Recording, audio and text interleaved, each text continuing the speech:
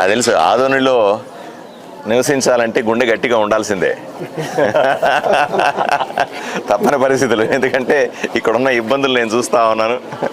నాకు ఇంత గుండె గట్టిగా ఉంది కాబట్టి నేను ఇక్కడ నిలబడినాను, ఇక్కడ గెలిచినాను, మీ అందరి ఆశీర్వాదం పొందినాను, ఇన్ని పనులు చేయగలుగుతున్నాను, ఆదోని గురించి పోట్లాడగలుగుతున్నారు. అదే గుండె బలహీనంగా ఉందనుకోండి, ఎమ్మెల్యే అయిన తర్వాత ఇంట్లో వెళ్ళి పడుకోవడమే, అంతమించి ఏముంటుంది. కాబట్టి ఆదోనిలో బతకాలన్నా, ఆదోనిలో పనులు చేసుకోవాలన్నా, ఆదోనిని అభివృద్ధి చేయాలన్నా ఈ రెంటికి కూడా పెద్ద గుండెకాయ కావాలి, బలమైన గుండెకాయ కావాలి.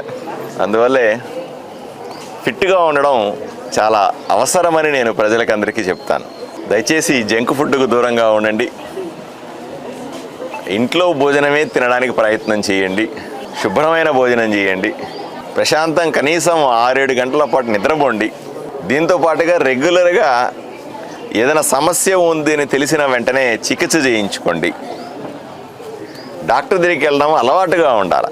ప్రతి 6 నెలలకు ఒకసారి డాక్టర్ దగ్గరికి వెళ్ళి చెక్ చేయించుకోవడం తప్పనిసరి. ఈరోజు ఆదోనిలో కూడా 2 పెద్ద హాస్పిటల్ కూడా, జనరల్ హాస్పిటల్ కానీ, జనరల్ హాస్పిటల్ 350 బెడ్డెడ్ హాస్పిటల్. అది మీకు తెలియదేమో చాలామందికి. 350 పడకలు ఉన్నాయి ఆ హాస్పిటల్లో.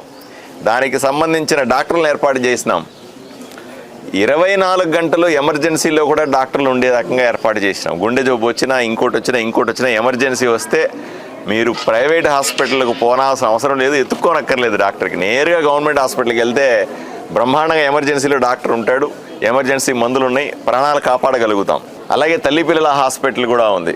50 పడకల ఆసుపత్రి, దాన్ని 100 పడకలు చేయాలని గట్టిగా పట్టుబట్టున్నాను. నేను అందరినీ అడుగుతాను, మినిస్టర్ని అడుగుతున్నాను, డైరెక్టర్లను అడుగుతాను, అందరిని అడుగుతా ఉన్నా.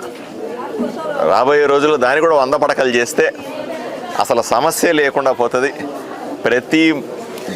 అంటే చాలామంది అనుకుంటారు పేదవాళ్ళు మాత్రమే ప్రభుత్వ ఆసుపత్రికి పోతారు, డబ్బులు ఉన్న వాళ్ళందరూ ప్రైవేట్ హాస్పిటల్కి పోతారని. దయచేసి అర్థం చేసుకోండి. మన ప్రభుత్వ ఆసుపత్రుల్లో ఉన్నటువంటి అనుభవం ఉన్నటువంటి వైద్యులు ప్రైవేట్ ఆసుపత్రులు